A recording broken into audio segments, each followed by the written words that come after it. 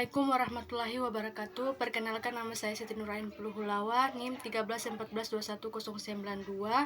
Di sini saya akan memaparkan materi tentang pembangunan di bidang sosial budaya.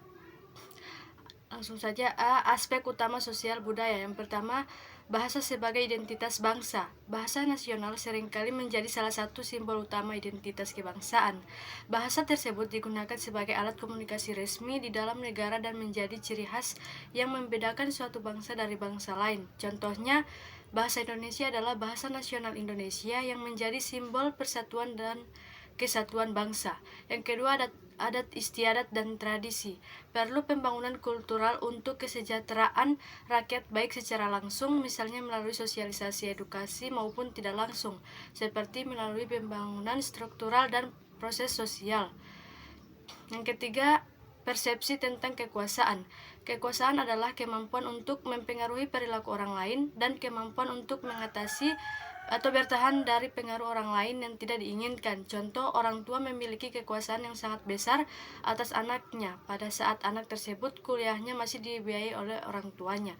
Yang keempat, hubungan dengan alam adalah istilah yang mengacu pada persepsi individu tentang pengendalian pribadi, khususnya berkaitan dengan kontrol atas hasil-hasil yang penting.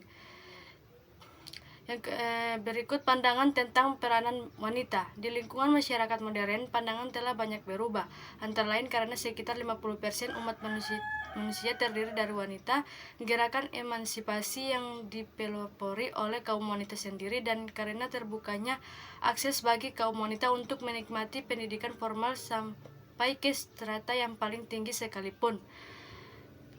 Berikut sistem keluarga besar. Dalam berbagai masyarakat dikenal dua tipe keluarga, yaitu nucleus family system dan extended family system.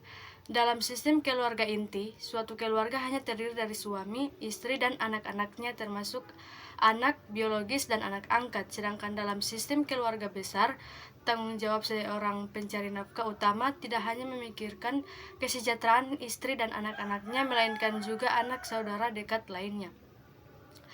Berikut ada golongan-golongan masyarakat. Yang pertama ada golongan tradisionalis. Golongan tradisional merujuk pada kelompok masyarakat yang masih memegang teguh nilai-nilai norma-norma dan praktik yang telah ada sejak lama. Yang kedua ada golongan modernis. Golongan modernis dalam pembangunan di bidang sosial budaya merujuk pada kelompok masyarakat yang lebih terbuka terhadap perubahan, memperhatikan perkembangan zaman, dan mengadopsi nilai-nilai progresif. Yang ketiga ada golongan ambivalen. Sesungguhnya keberadaan golongan ini tidak diinginkan dalam suatu masyarakat.